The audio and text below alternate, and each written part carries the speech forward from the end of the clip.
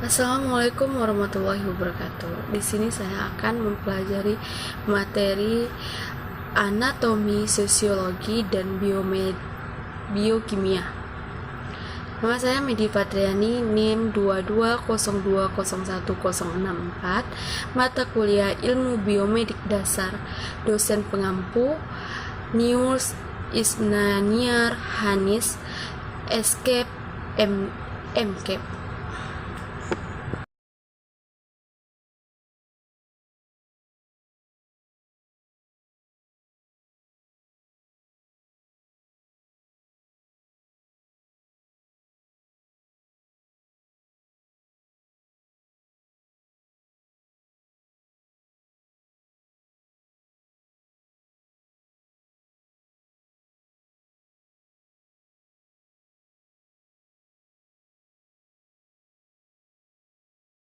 Sistem saraf pada manusia memiliki sifat yang mengatur yang paling kompleks dan khusus.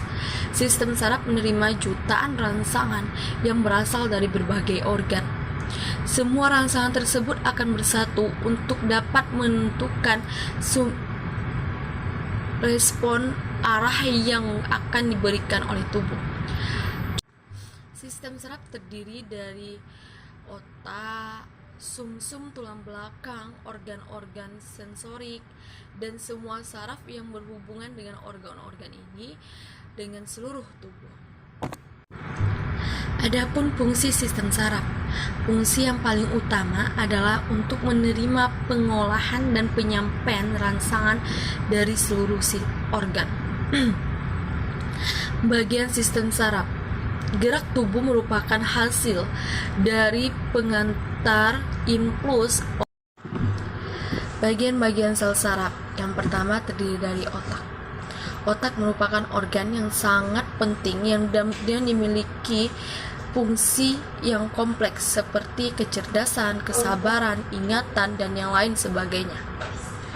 Otak juga terbagi menjadi dua, yaitu otak besar dan otak kecil. Besar otak kurang lebih 2 genggaman tangan dengan berat kurang dari 1500 gram. Kehidupan manusia sejatinya dikendalikan oleh sesuatu yang bernama otak yang dapat dipelajari melalui buku Neuroscience menjiwai sistem saraf dan otak.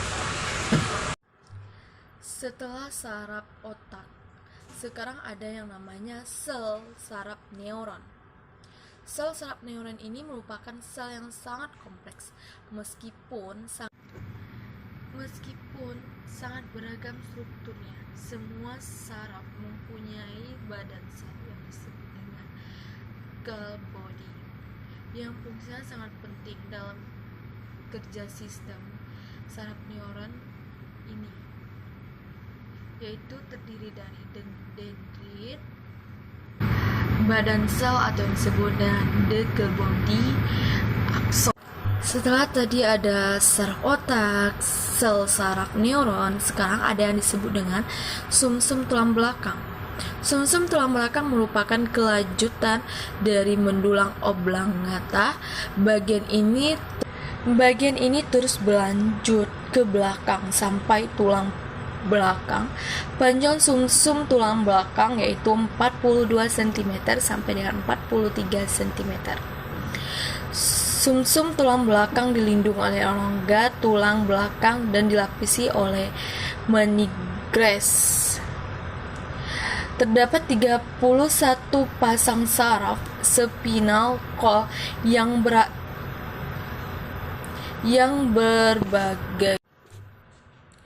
berbagai atas 8 di serviks, 12 di thoracis, 5 di lumbar, 5 di scapular, dan 1 di coxpiger.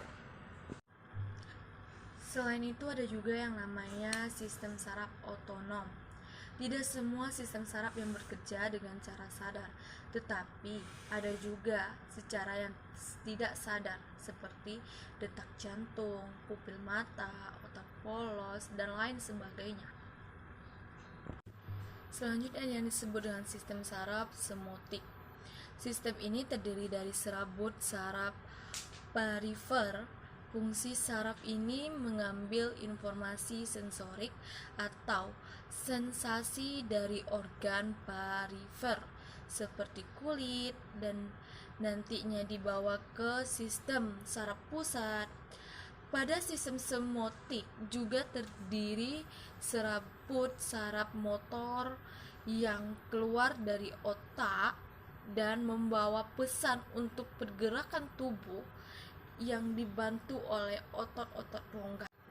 Tadi telah kita bahas apa itu pengertian sel saraf, fungsi sel saraf, dan bagian-bagian sel saraf. Sekarang kita akan membahas gangguan dan kelainan pada sistem saraf manusia. Sistem saraf manusia berfungsi sangat vital, tapi di sisi lain juga rentan mengalami masalah.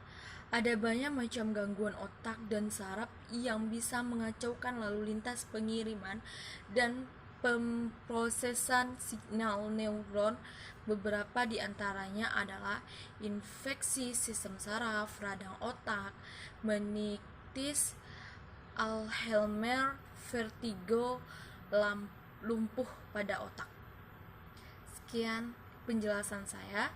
Lebih dan kurang saya mohon maaf. Wabillahi taufiq wal hidayah. Wassalamualaikum warahmatullahi wabarakatuh.